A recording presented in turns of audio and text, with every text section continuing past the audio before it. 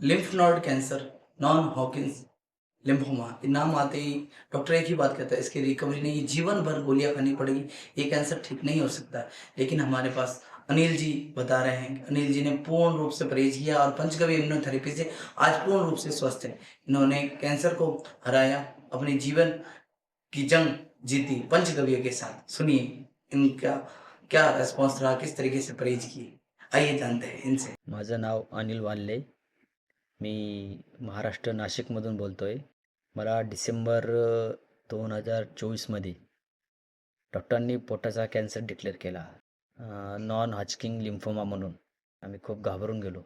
मला नाशिकमध्ये सगळ्यात मोठ्या हॉस्पिटलमध्ये माझ्या घरच्यांनी ॲडमिट केलं आणि माझी ट्रीटमेंट चालू असताना माझी आणि ज्योतिर्गमय गोअमृत सेवा संस्था यांची ओळख झाली आणि मी उशीर न करता ट्रीटमेंट लगेच चालू केली त्यांच्याकडे.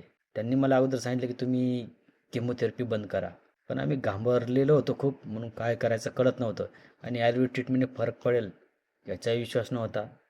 म्हणून आम्ही केमो बंद सांगितल्यासुद्धा आम्ही 2 आणि 3 असे केमो केअर करत गेलो.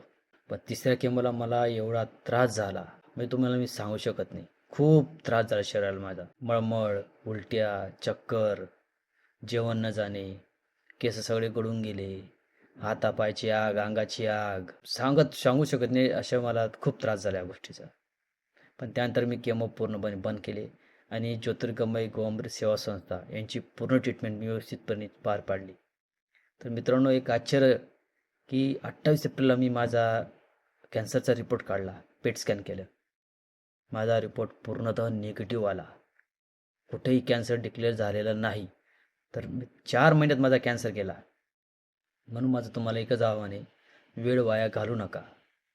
आपला पैसाही खूप जातो, वेळ जातो आणि माणूसही जातो. तुम्ही टाईम न घालता सरळ गोअमृत सेवा संस्था यांच्याकडे संपर्क करा, यांची ट्रीटमेंट घ्या आणि आपल्या माणसाला वाचवा. ट्रीटमेंट खूप चांगली आहे, व्यवस्थित आहे, काहीच प्रॉब्लेम नाही.